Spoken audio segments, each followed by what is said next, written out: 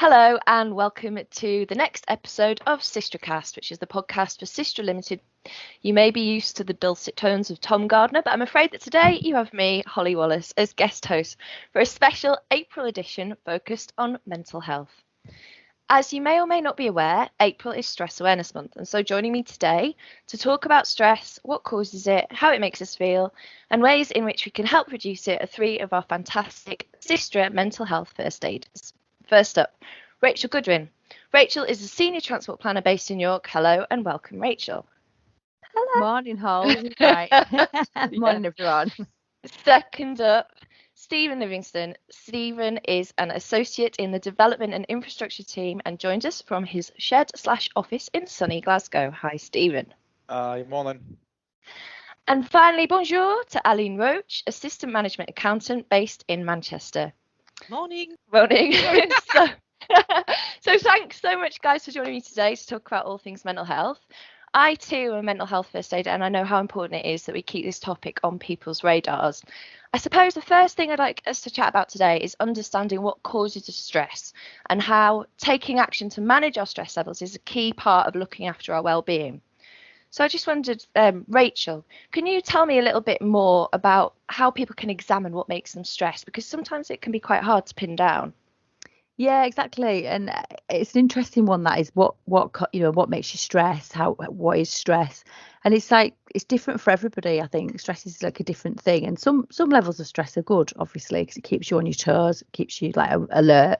But I know for me, when we did the mental health first aid course, one of the things that they showed us was this thing called a stress container. So it was basically, it could be anything. It could be a jar, a bucket, whatever, a bottle. And the idea was that it was quite a visual thing. So you had it on a piece of paper and you wrote down everything in it that was kind of causing you to feel stress, or everything that you had to deal with sort of in your daily life and outside of work as well. And the irony of it with me was that I'd just done this mental health first aid course and I was feeling a little bit fragile, because I was like, there was a lot of things in it that I was like, oh, that feels a bit familiar to me, that feeling. But I didn't really sort of embrace it. And then I can clearly remember I was in the staff kitchen in the office and I was kind of explaining it. One of the colleagues had sort of asked me what it was, what this stress container is, how does it work? And so I started explaining it and sort of started to think about mine personally, and just had a full-on breakdown in the kitchen with this poor colleague. Was like, he just did not know what to do, because I'm like crying and I was like, oh my, this my stress container, I can't cope with it, and like everything just like melted down in that moment. It's funny, isn't it? Because sometimes you just, until you start looking at, you don't realise. Exactly that. So the idea of the stress container is fill it up with everything that's going on, but unless you actually release it and get rid of some of it, it boils over and then it becomes a problem, which is exactly what happened with myself. And long story short, time off work, counselling, EAP. But to be fair, lots of things that the business can then step in and sort of help out with as well, which they did, which was brilliant, and my line manager was brilliant. But I try to kind of not get to, I don't want to be at that point again going forward with stress. And like you mentioned, actually support from your line manager, and I know this is SYSTRAcast and it's all things SYSTRA, but they are incredibly good. SYSTRA are good with the EAP and support, and it is really important. Have you guys had similar experiences, Aline and Stephen? I mean, how are you guys with stress? How does it affect you? Do you know that you're stressed, or is it like Rachel's experience where it kind of creeps up on you and suddenly you're like, ah?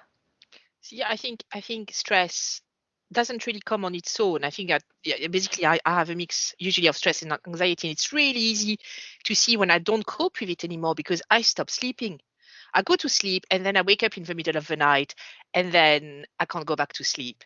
And basically, until I've dealt with or whatever, until I calm down, basically I can't sleep properly. And obviously it makes it worse because you're tired and you're more brisk. And so, yeah, I know when I'm stressed because I don't sleep.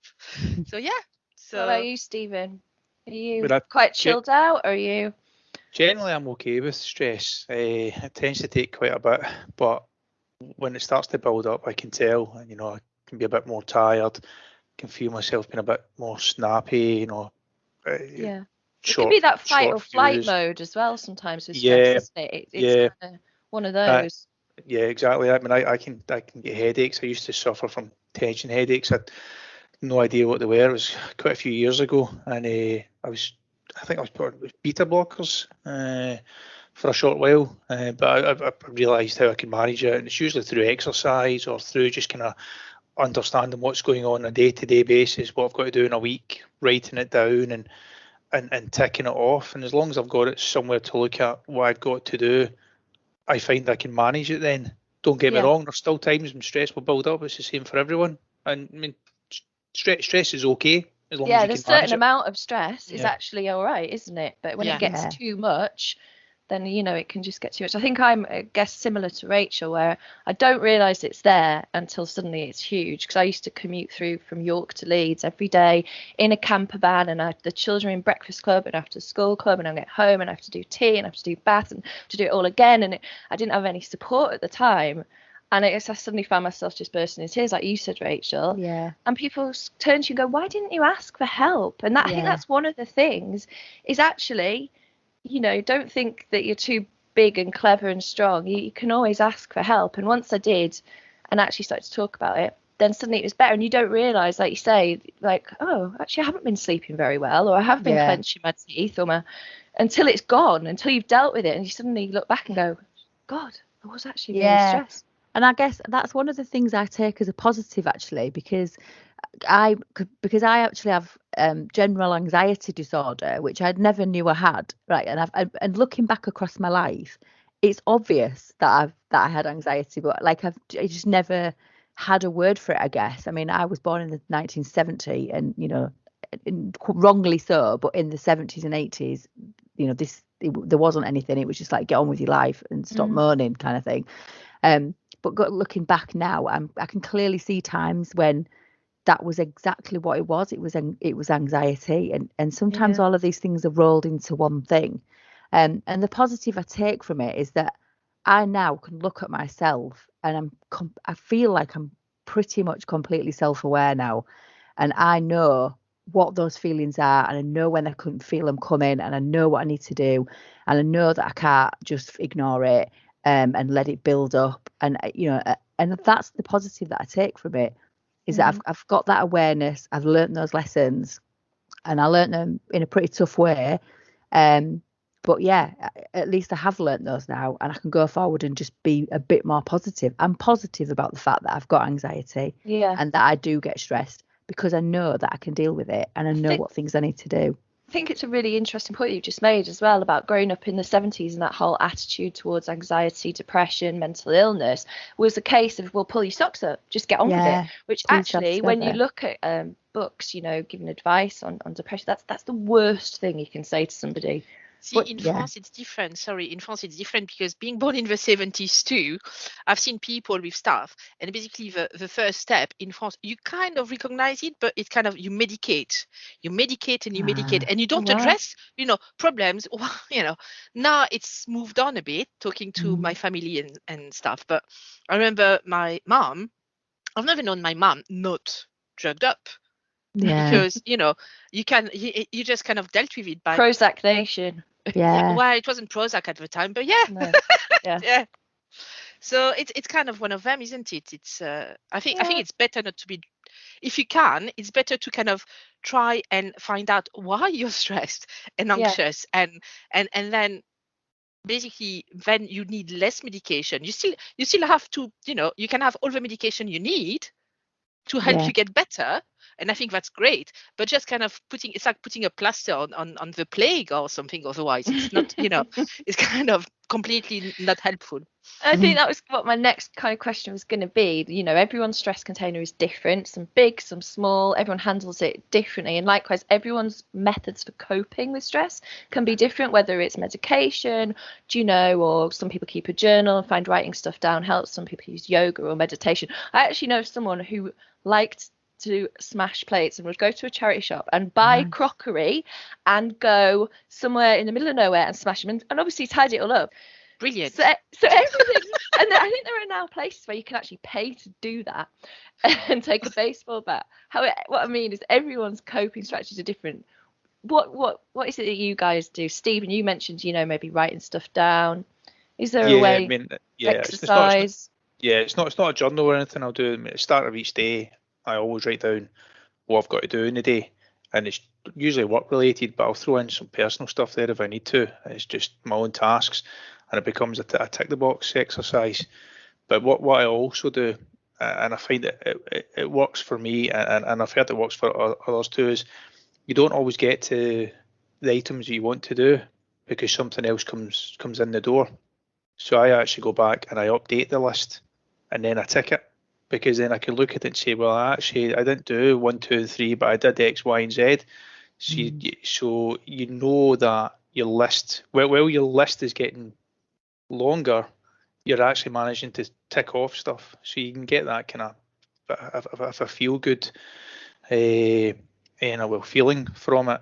But for me, I find if I don't do some form of exercise and frequent exercise, I start to get headaches again. I get migraines every now and again, but I get the headaches where you mentioned the clenching your teeth. I can get that way, and that usually means it's just stress.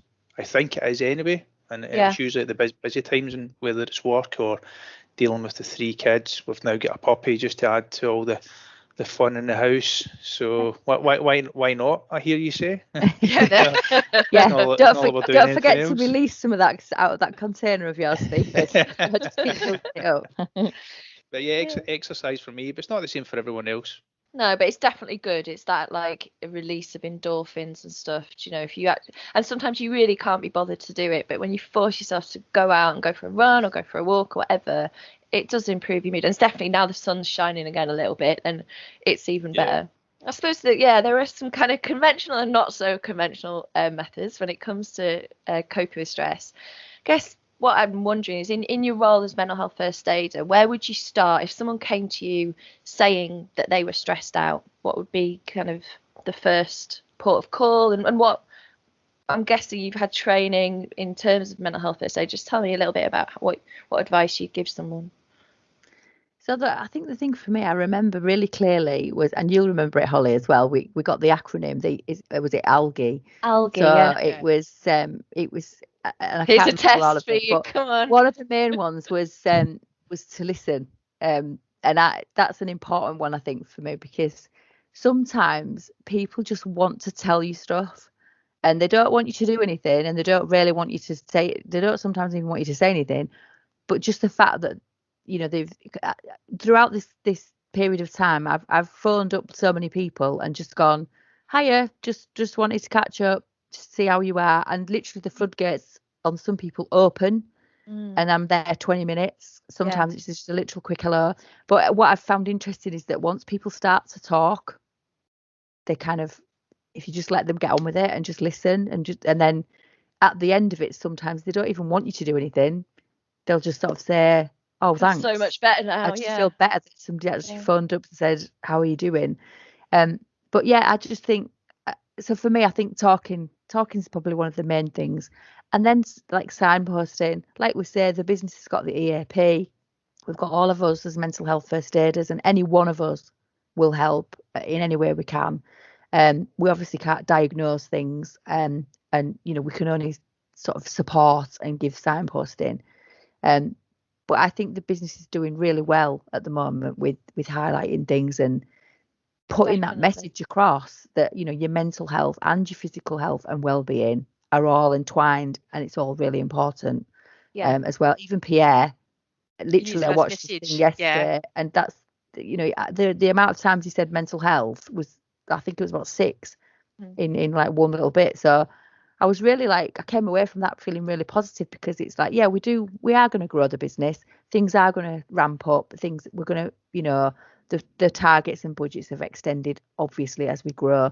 But actually, there is an understanding at the very top level of this business that the people are important, and that the people's mental health and well-being are important. And the only way that they can grow the business is to look after us, and for us to look after each other as well, which is really positive, I think, and really good thing to hear and see.